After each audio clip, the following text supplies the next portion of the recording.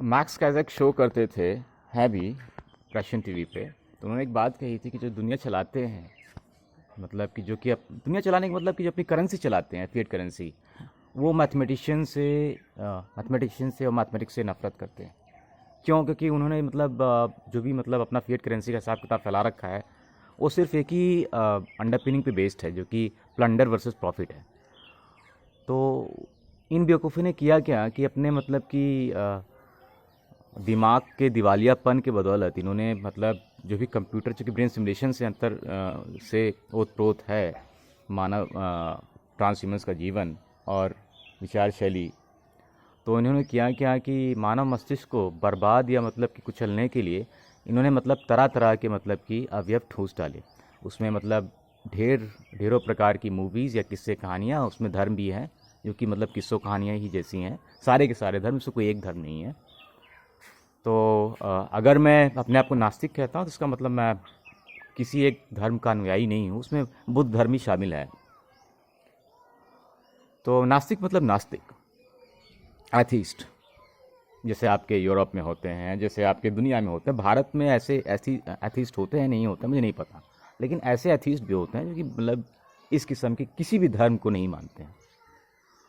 तो इन्होंने किया क्या इन बेवकूफ़ों ने, मतलब कि जितनी मतलब गणितीय स्तर पे जितनी मतलब विवेचनाएं हो सकती थी किसी भी फिलोसफिकल अंडरपिनिंग की, जो कि एक दूसरे के क्रॉस पर्पस ना हो या मतलब एक दूसरे को काटे ना, बिना उसको जांचे समझे इन्होंने सारा का सारा ठूंस दिया। अब चूंकि कंप्यूटेशनल जितनी गणनाएं होती हैं वो गणितीय स्तर पे होती हैं, वहाँ पे किसी प्रकार का मतलब कि कोई इमोशन काम नहीं करता। तो इसके वजह से बहुत सारा नुकसान हुआ है। और इसी की वजह से मतलब जो इनका इकोनॉमिक सिस्टम था, आज जो कि मतलब कि जो फेडरल रिज़र्व जो मालिकान है मतलब अपनी फिएट करेंसी पूरी दुनिया में चलाने के, तो आज वो मतलब उनकी हालत खस्ता ये है क्योंकि मतलब उनका जो प्लंडर वर्सेस प्रॉफिट का इकोनॉमिक मॉडल था, आज वो ध्वस्त हो चुका है। आज इस स्थिति पे है कि प्लंडर वर्सेस प्लंडर पे है। तो प्लंडर वर्सेस प्लंडर, तो प्लंडरर कौन है? या बेहतर प्लंडर कौन है? ये इस बात का प्रश्न होता है। ये डिसाइड करता है कि अगर इकोनॉमी डिसाइड नहीं करती है एक दुनिया में किसके पास ताकत है, तो प्लंडरर कौन है फिर? अब बेहतर प्लंडर कौन है? ये आज की वक्त की सबसे बड़ी खोजबीन है और एक चुनौती भी है इसको आइडेंटिफाई करना।